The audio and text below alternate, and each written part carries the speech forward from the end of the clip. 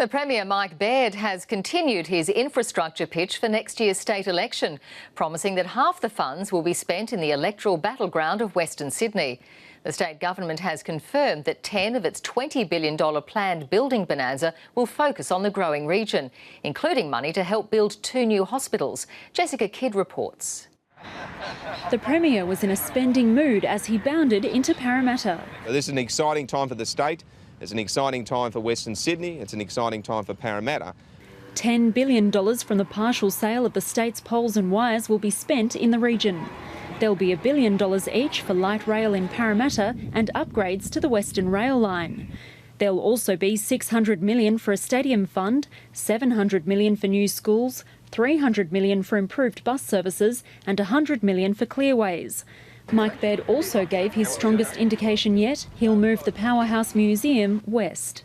Why should cultural facilities just be in the centre of the city?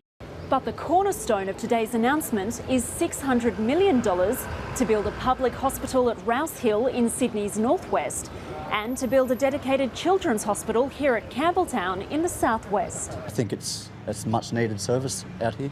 We always got to go to Liverpool or Westmead and all that, so I reckon we need one out here. I think they really do need it. But local doctors say the government needs to commit more money if the hospitals are to become a reality. People in southwestern Sydney have been left really for far too long without the resources they should have. These are not some pie-in-the-sky plans. The investigation means looking at the size, the scope and the exact location, but they will be built if we get the mandate in March. A mandate which will largely be decided by voters in the swing seats of Western Sydney. Jessica Kidd, ABC News.